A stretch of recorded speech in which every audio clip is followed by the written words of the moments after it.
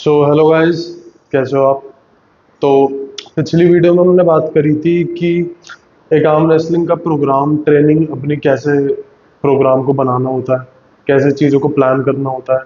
ठीक है, तो आज उसी के आगे थोड़ा बातों को और आगे लेके जाएंगे। ठीक है, चीज़ों को और थोड़ा बेसिक्स को समझेंगे, थोड़ा और डिटेल में बात करेंगे ताकि आपको क्लियर हो जाए।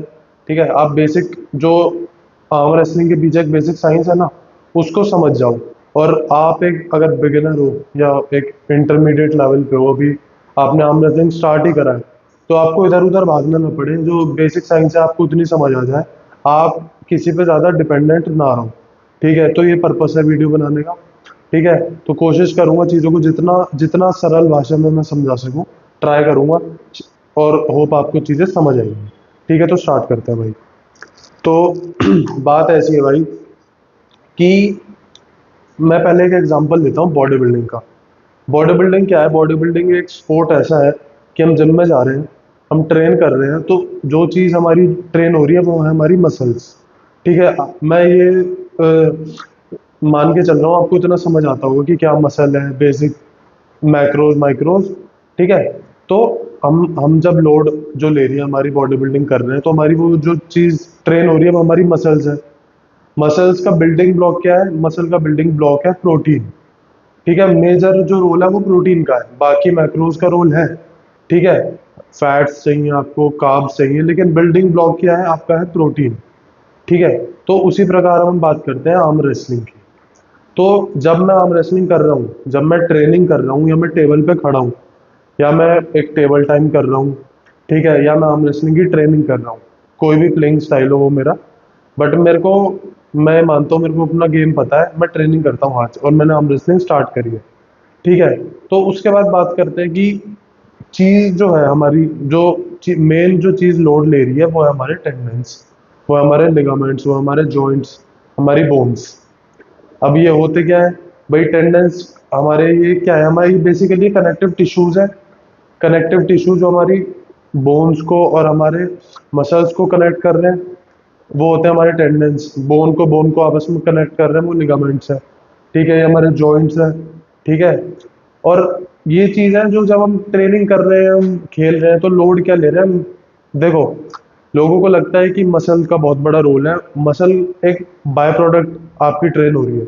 जो मेजर काम है ना वो है टेंडेंस का, वो आपके जॉइंट्स का है, वो आपकी हड्डियों का है। तो क्योंकि आपने देखा भी होगा, मेजोरिटी जो इंजरी होती है ना हम रेसलिंग में, वो होती जो है इंजरी, वो आपके जॉइंट की या आपकी हड्डियों की इंजरी होती है।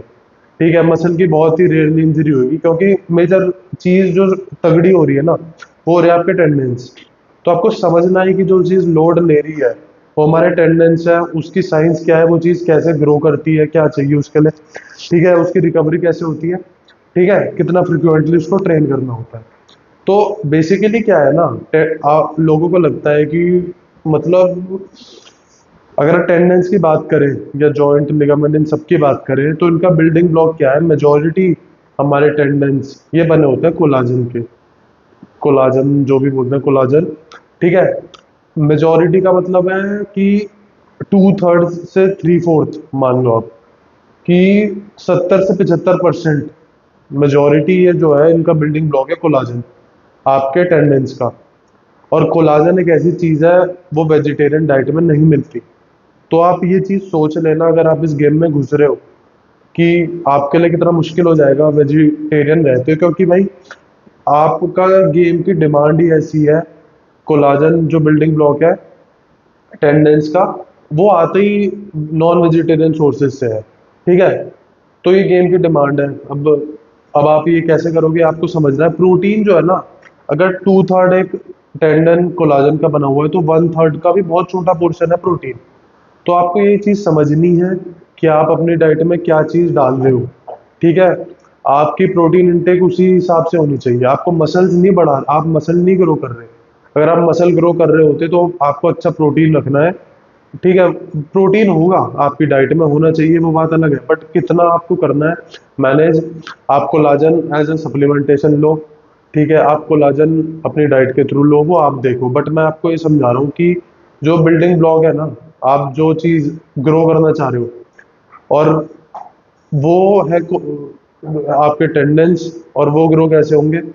Majority, two two third, three fourth, मतलब 70% मान के चलो वो कोलाजन, वो टेंडेंस आपके बने हैं कोलाजन से।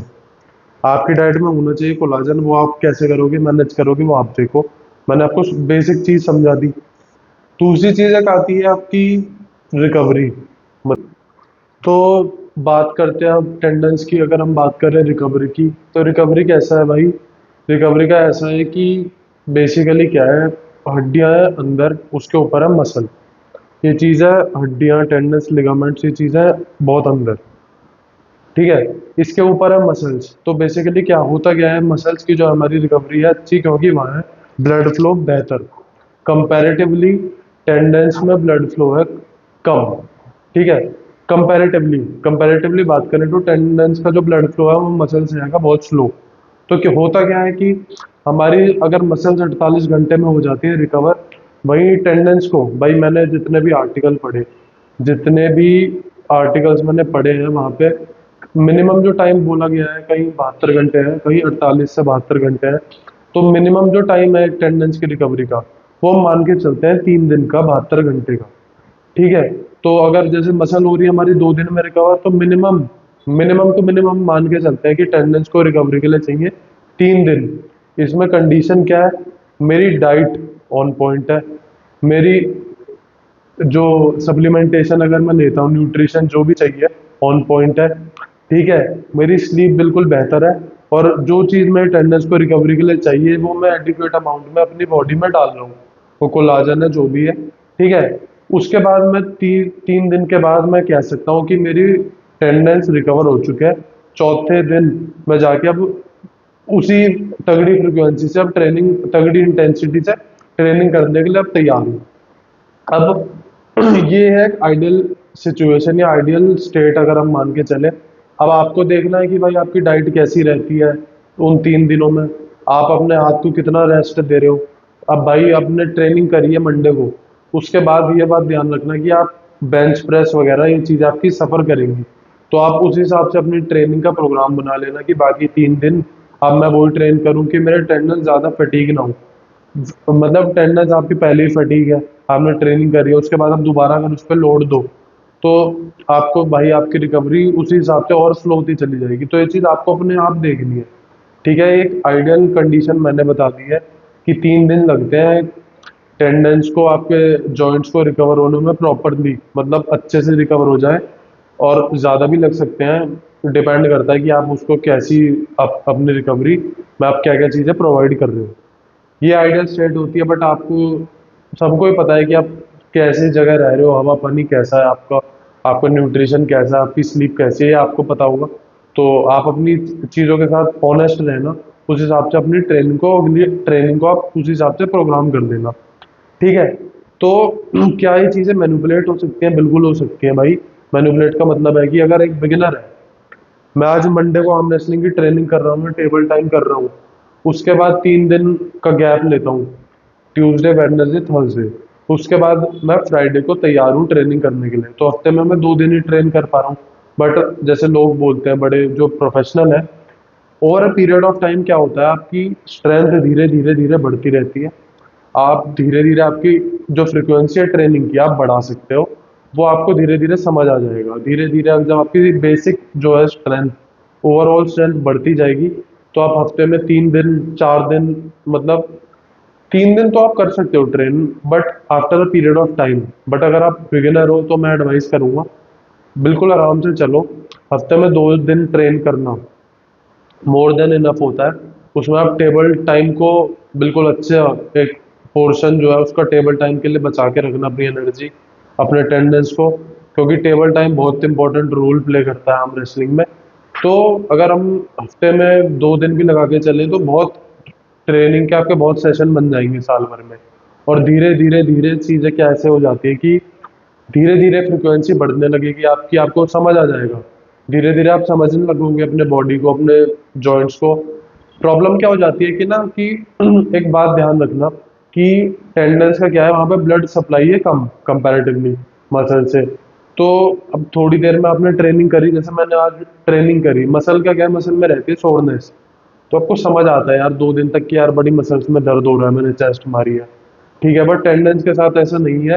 वो जो थोड़ा बहुत ट्रेनिंग का जो पेन होता है ना, वो थोड़ी देर में एकदम से गायब हो जाएगा। बट आपको ये फिर आपको लगता है कि यार अब तो दर्द तो गायब हो गया, मैंने कल ही ट्रेनिंग करी, आज मैं दोबारा कर लेता हूँ। ये गलती मत करना कभी भी। क्या होगा, आपकी उस इंटेंसिटी से, उस वॉल्यूम से आप दोबारा ट्रेनिंग नहीं कर पाओगे। आप ट्रेनिंग करने जाओगे, आपके दोबारा वो पेन आ जाएगा। पेन का मतलब मैं इंजरी का पेन नहीं कह रहा, मैं वो बेसिक जो टेंडन्स में वो दर्द होता है ट्रेनिंग के बाद, मैं उसका कह रहा हूँ। अगर आपको इंजरी है वो बात अलग है।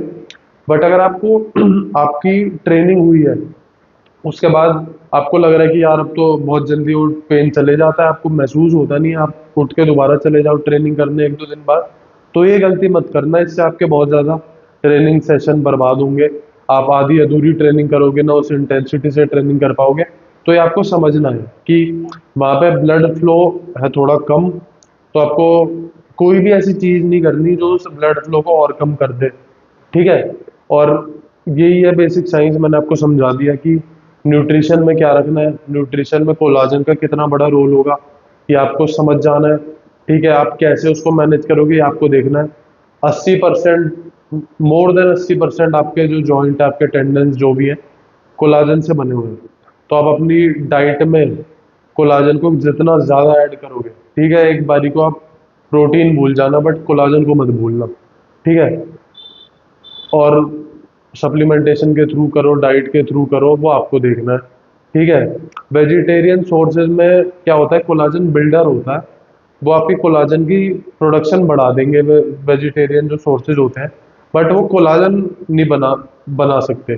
तो आपको ये चीज़ ध्यान रखना है, ठीक है। मैनेज आपको करना है, ये गेम की डिमांड है कि इतनी रिकवरी है, इतनी फ्रीक्वेंसी है, ठीक है। और ये न्यूट्रिशन आपको चाहिए, फ्रीक्वेंसी जो है मैंने आपको बता दिया, 3 दिन मांगता है टेंडेंस अपनी रिकवरी के लिए, ठीक है। और उसमें आप ब्लड सप्लाई को बेहतर कैसे कर सकते हो, ब्लड सप्लाई वहाँ कम है, तो जो भी चीज़ आप ऐसी करो जो आपकी रिकवरी में हेल्प करे, ब्लड सप्लाई वहाँ बढ़ा दे, वो चीज़ आपकी रिकवरी को फास्ट कर देगी, ठीक है। स्लीप अच्छी रखो, और बस यही सब है। और एक चीज़ बहुत इंपॉर्टेंट है कि, हाँ, कि ब्लड सप्लाई की अगर बात करी और रिकवरी की बात की, फ्रीक्वेंसी धीरे धीरे आप बढ़ा सकते हो। 4 हफ्ते में 5-6 दिन पता नहीं लोग ट्रेन करते हैं, आप उनसे अपने आप को कंपेयर मत करना जो बहुत एडवांस लेवल पे है, या कुछ एनहेंस्ड लोग हैं, क्योंकि उनकी रिकवरी कम बहुत ज़्यादा स्पीड पे होगी आपसे।